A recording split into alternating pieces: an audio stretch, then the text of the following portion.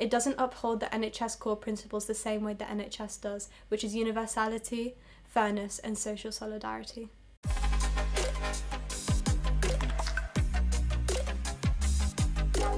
Hi everyone, I'm Katie. I'm one of the presenters at the Aspiring Medics and a medical student at the University of Birmingham. And today we're going to be going through 10 hot topics for the current affairs part of your MMI interviews and addressing questions like this alongside many others. Let's get started. Station 1. Are technological advancements always beneficial in healthcare? So this is a really important question. And first I'm going to address the pros of technology in healthcare, and which are very many, before then talking more about the cons and why it's important to remember those. So firstly, with the pros, there's been a lot of imaging advancements recently from a technological perspective, and I remember hearing in BBC Health that stroke patients are now having more timely diagnosis and treatment with advanced scanning. Secondly, it's important that we also bear in mind that the use of electronic records, particularly in GP practices, has revolutionised primary care. In my own GP shadowing experience, I was able to see that the doctor was able to access patient notes much faster using the electronic system, and patients can also access their own records, which can really enable empowerment in healthcare.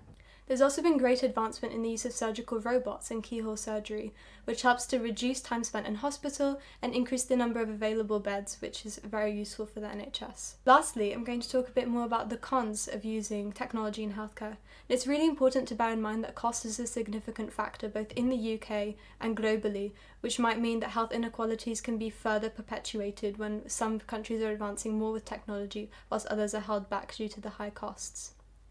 It's also important to bear in mind that there's a lot of ethical issues and confidentiality breaches that can occur with more uses in technology. So it's really important to ensure that we're meeting all the confidentiality standards in the UK and abroad, which is a pillar of medical ethics. So it's really important to think about that. And lastly as well, using increasing technology, it's really important to enable the technology to be as accessible as possible, especially for those who don't speak English as their first language or other vulnerable populations.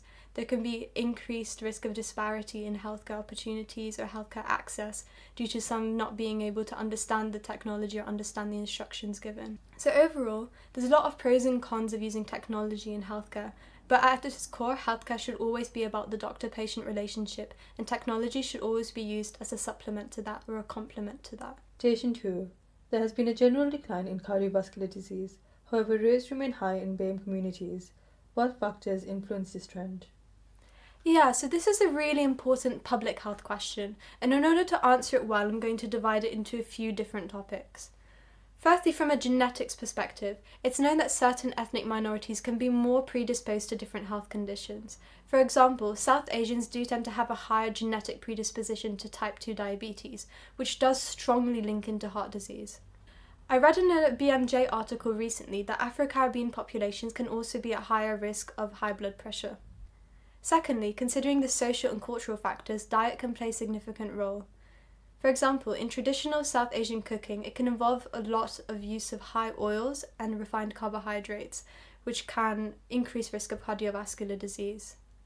In my own volunteering experience at a care home, I was able to see a wide variety of different dietary practices and mealtime practices across different cultures.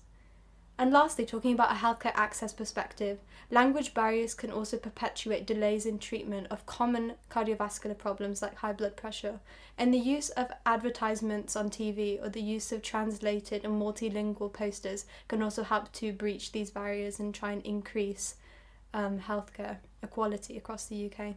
So overall, as a summary, there's a wide variety of factors influencing the healthcare outcomes. For example, a genetic perspective, social and cultural factors, and also lack of access to timely healthcare intervention can all increase the risk of ethnic minorities and having cardiovascular healthcare problems. Station 3.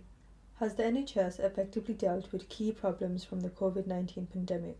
The NHS response in the pandemic had clear successes, but also a lot of limitations, and there's still many ongoing challenges that we're facing. Firstly, talking a bit more about the successes, the NHS had a very strong teamwork ethos at the time of the pandemic, and that's still being extended into society today. For example, when I was on my GP placement, when I was shadowing the doctors, I heard all the healthcare professionals talking about how the pandemic helped to bring them closer together and that they've been closer together since. There was also a rapid rollout of vaccination, one of the fastest national vaccination programs in the world. There was also the establishment of Nightingale hospitals and the use of digital consultations, which helped to meet the high demand at the time of the pandemic. Now talking a little bit more about the limitations of the NHS's response to the pandemic. A lot of elective surgeries were cancelled and cancer care was put on hold, so those patients were particularly hit the hardest. There was also an increase in health disparity as ethnic minorities and deprived communities were hit the hardest in the pandemic as well. There was also an increase in burnout of staff and overall decline in mental well-being as staff were put on the front line with increased rates of fear and anxiety about the time. Now talking a bit more about the ongoing challenges, the NHS still has a big responsibility to prepare for future pandemics. We also have to catch up with a lot of the cancelled appointments and manage to regain that waiting list time, as waiting lists are currently very long in the NHS, up to years for some specialities. It's also important that we rebuild the public trust in the NHS, which is currently at its all-time record historical low. So to conclude, the NHS response had a lot of successes, a lot of limitations, and there's still a lot of ongoing challenges that we're facing, which mostly revolve around preparing for future pandemics, trying to combat the waiting list that are much longer as a result of the pandemic, and also trying to rebuild the public trust back to pre-pandemic levels. Question 4. Does private healthcare uphold the values of the NHS better than the NHS itself? Yeah, so this is quite a tricky but interesting question to consider, and I'm going to break it down into the accessibility, quality of care, and also fairness, which are important NHS principles.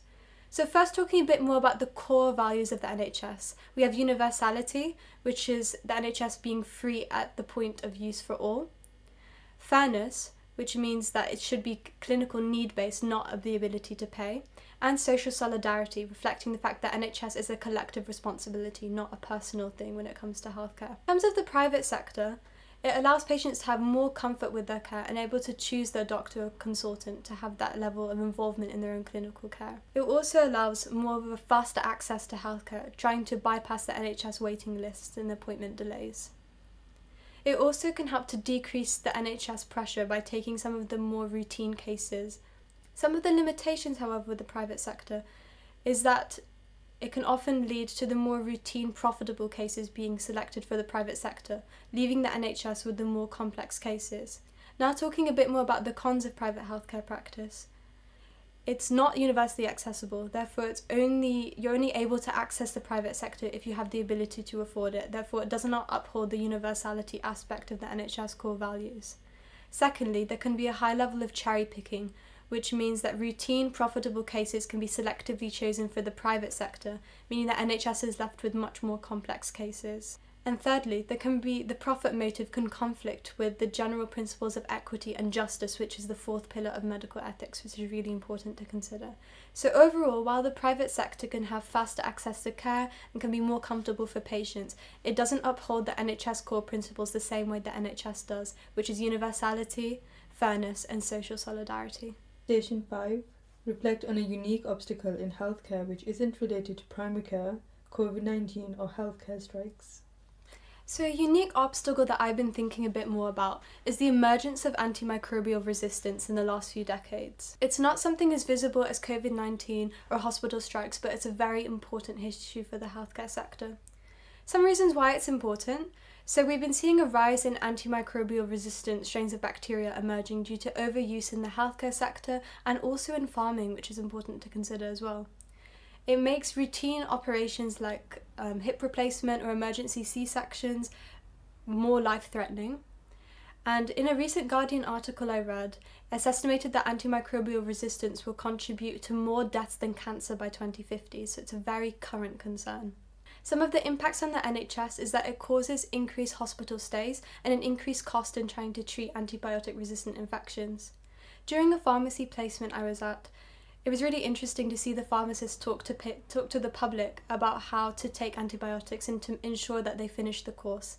This is a very small but vital step to reduce the risk of antibiotic-resistant strains of bacteria emerging. There's also been very limited innovation recently in the antibiotic sector, which means that there's more bugs emerging that are resistant to our standard antibiotics because there's less pharmaceutical incentive to invest in new antibiotic drugs. It's really important that we incentivize pharmaceutical companies to develop new effective drugs that have new mechanisms of action to target antibiotic resistant strains. It's also really important that we educate the public on how to use antibiotics effectively. And it's really important that in hospitals we're minimising the use of antibiotics inappropriately and making sure we're only using them for the right clinical reasons. It also has to be a global effort, because just targeting the issue in the UK is not going to help, because bacteria do not respect borders. It's really important that we take that global approach and try and reduce antimicrobial resistance on a global scale. Station 6. An increasing number of junior doctors are pausing their training or leaving the NHS. Why do you think this may be the case, and how do you propose to address this issue?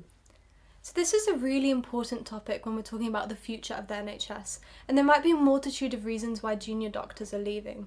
Firstly, from issues like workload, training opportunities, and also mental well-being. So firstly, diving into some of the reasons why they might be leaving, junior doctors face a very high workload, and that, along with the responsibilities of being a doctor, an unpredictable shift pattern could create the opportunity for a lot of burnout. Another factor as well is that there's a lot of training bottlenecks, which means that junior doctors have slower career progression, which is definitely another contributing factor. Another factor as well is that junior doctors report feeling undervalued when it comes to senior staff, and that's an important reason why they might feel that the culture is not right for them. Some of the possible solutions to dealing with junior doctors leaving and trying to encourage them to stay is ensuring that they're involved with the decision-making process and the administrative background of the NHS to ensure that they feel valued and listened to. Another factor could be introducing more breaks for junior doctors or increasing safer rotational patterns, which means that junior doctors might be less likely to feel burnt out. Another factor as well could be trying to boost the number of specialty training posts to enable faster progression of junior doctors into more specialist roles. So in conclusion, for all of these factors, there's a multitude of reasons why junior doctors are leaving, mostly stemming from mental well-being concerns and the workload, but there's also a multitude of reasons that we can address and try and improve junior doctors' mental well-being and morale and encourage them into more specialty training. Station 7. Besides healthcare professionals, who else is responsible for protecting the health of the public? Yeah, so this is a really interesting question, because the responsibility for healthcare and healthcare in general is shaped far beyond just doctors and other healthcare professionals. So I'm going to split the question into the government, the schools and communities, and our personal responsibility for our own healthcare. So from a government perspective, the government's important for setting public health laws and policies, for example, smoking bans in public places and the sugar tax. It's also important for funding the healthcare system as well. I read an article in The Guardian recently which talked about the effect of policies on air pollution and its impact on asthma. Secondly, it relies on the schools and the communities as well. Schools can deliver talks on sexual education, on exercise and diet, and the community can also encourage exercise programs. Employers are really important for talking about safe working practices. And on a personal level, it's important that every individual recognises the impact we have on our own health through our own diet and lifestyle practices. We also have a collective responsibility to look out for each other. For example, wearing masks in the COVID-19 pandemic was a perfect example of everyone protecting vulnerable groups. So in summary, our health is shaped by a lot of influential factors. For example, the government is really important for shaping our policies and creating public laws. The community and schools are responsible for educating children and having that wider healthcare perspective in the community. And finally, we all have our own personal responsibility for our own healthcare and also looking out for each other. Station 8. What is your knowledge of the current effort towards tackling eating disorders in the UK, and what more can be done? Yeah, so unfortunately, eating disorders are on the rise in the UK, particularly in young populations. And despite current efforts being made, there remain significant challenges about access and awareness of eating disorders. First, talking about our current efforts, there's been a lot of effort into the development of specialist child and adolescent services for eating disorders, including dedicated beds being available. There's also been an increased drive in the funding and awareness of eating disorders in the UK, particularly the rarer types of eating disorder that are not discussed as much. There's also been a lot of input from charities, for example SEED, which offer raising awareness and advice to young people and parents about any signs of eating disorders. Some of the next steps that we can have can offer more holistic care in hospitals and more investigation of eating disorders, particularly for people being admitted with malnutrition, but ensuring that we're asking those questions sensitively. It's also really important that we do raise awareness of the rarer types of eating disorder, because despite current efforts being made, there remains a significant barrier in the awareness and understanding on a public level about eating disorders.